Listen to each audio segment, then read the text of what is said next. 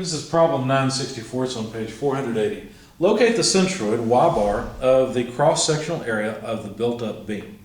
Now the built-up beam, I'll show you because I will draw some of it, but not necessarily all of it. There's the built-up beam, and we want to know the centroid Y-bar.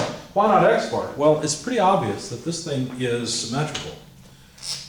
And so, since it's symmetrical, you already know X-bar. In fact, it's wise to put your coordinate system right in the middle of this built-up beam in the first place.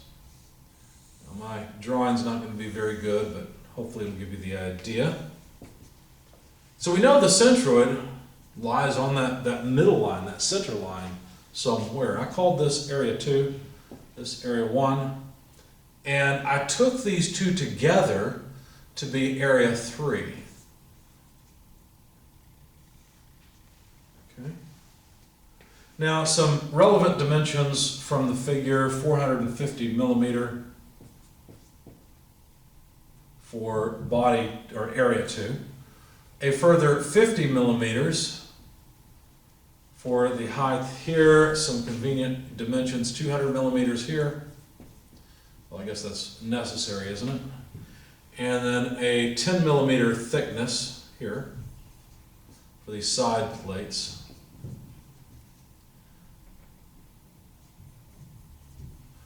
And that's true on both sides. As I said before, it's symmetrical. 40 millimeter thickness or width for 2, and then 200 millimeters of width on the upper flange for body 1 on either side of the y-axis.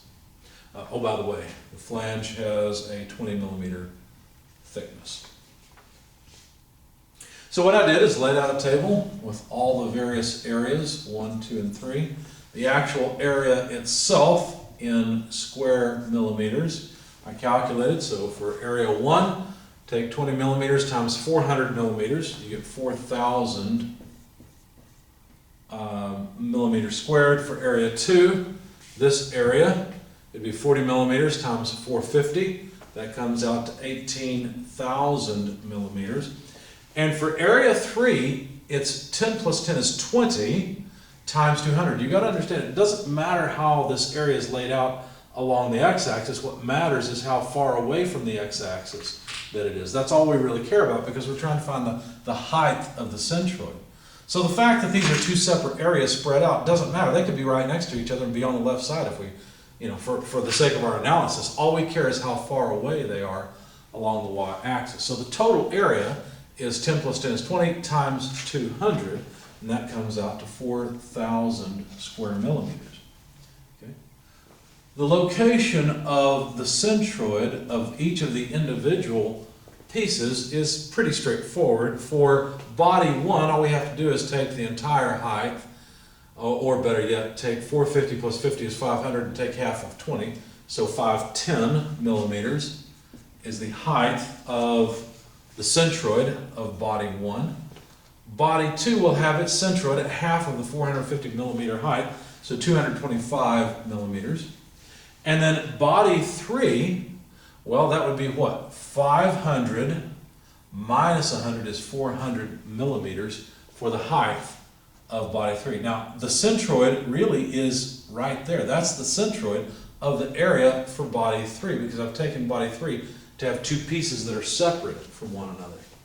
So 400 millimeters is the height of that area. And I keep saying body, but I mean area. Now I need the product of the area with the location of the centroid of each individual areas.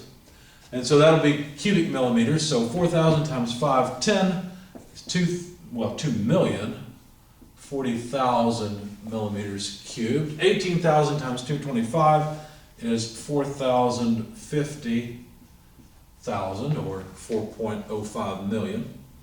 And then 4,000 times 400 is 1.6 million.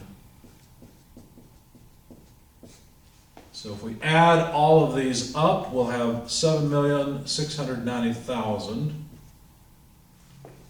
Sum all the areas, 26,000 millimeters squared. So this is the sum of the areas. This is the sum of the moment of the areas.